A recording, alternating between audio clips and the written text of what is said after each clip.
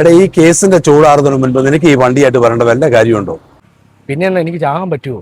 എടാ അതുകൊണ്ട് പറഞ്ഞതല്ല, മറ്റുള്ളവർ പറയുന്നത് കേട്ടപ്പം എനിക്ക് പറയാൻ തോന്നി. ചേട്ടാ എനിക്ക് മനസ്സിലായി, അതുകൊണ്ടല്ല.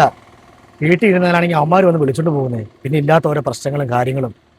സാരമില്ലടാ, എന്തെങ്കിലും ആവശ്യമുണ്ടെന്ന് നീ എന്നെ വിളിക്ക്. സാറേ അവൻ നമ്മുടെ ഒരു അനിയച്ചാറ് സാറേ, അവനൊരു അബദ്ധം പറ്റിയതാ സാർ. അത് എങ്ങനെയെങ്കിലും ഒന്ന് ഒഴിവാക്കുവാണെങ്കിൽ ഉപകാരമായിരുന്നു.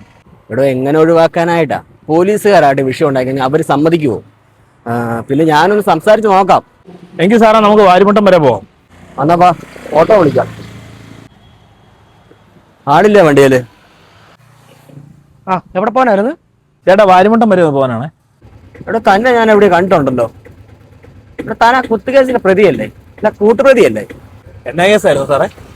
ഇവന്മാരാണ് ആ ടൗണിൽ കിടന്ന് അലമ്പുണ്ടാക്കി. ആ കുത്തുകേസിന്റെ പ്രതിയല്ലേ? അവന്റെ കൂട്ടുപ്രതി ഇവൻ. ഞാൻ സാറിന് സ്റ്റേഷനിൽ വെച്ച് കണ്ടുണ്ട് സാറേ. എന്റെ പേര് വേറെ കേസൊന്നുമില്ല സാറേ. ആദ്യമായിട്ട് എങ്ങനെ ഒരു കേസേ ഉള്ളെങ്കിലും അത് കേസായില്ലടേ.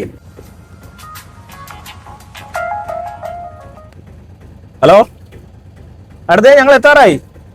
ഒന്നോട്ടുണ്ട് സാറ് നമ്മുടെ കൂടെ ഉണ്ട്, വന്നോണ്ടിരിക്കുക.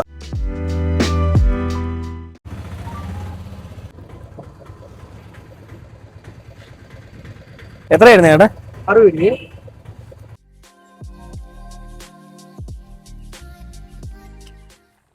എടോ, എന്നാ താൻ ആ പിള്ളേരൊന്ന് വിളിക്കും.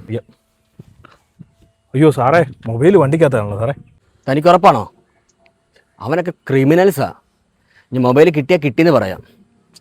എന്തായാലും ഞാനൊന്ന് വിളിച്ചു നോക്കാം. കുറെ കിടന്ന് ബെല്ലടിച്ചോണ്ടാ അറിഞ്ഞ, അല്ല അറിയത്ത് പോലും ഇല്ലായിരുന്നു. ഞാൻ ഓർത്ത് ആ ഫോൺ ഒരു പോക്ക് പോയല്ലോ. സാറ് നിന്ന്. എന്താടോ? സാറേ എൻ്റെ പേരിൽ ഇതിനുമ്പ് ഒരു കേസ് ഉണ്ടായിട്ടില്ല. ഞാൻ ഒരു പ്രശ്നക്കാരനുമല്ല. വഴക്കുണ്ടായെന്നുള്ള ശരിയാ, ഞാൻ അവിടെ ഇറങ്ങി കയറി കൊടുത്തതുവാ. പക്ഷെ എൻ്റെ കൂട്ടുകാരൻ കയറി അവന് കുത്തും ഞാൻ സ്വപ്നത്തിൽ പോലും വിചാരിച്ചിട്ടില്ല. അതുകൊണ്ടൊന്നുമില്ല സാറേ. ആ കുത്തുകേസിനകത്ത് പോയതിനേക്കാളും സങ്കടം ഇവിടെയുള്ള ആൾക്കാരുടെ കുത്തുവാക്കുകൾ കേൾക്കുമ്പോഴാണ്. ക്ഷണിച്ചു പോയില്ല സാറേ. എങ്ങനെ ജീവിച്ചോട്ടെ, വെറുതെ വിട്.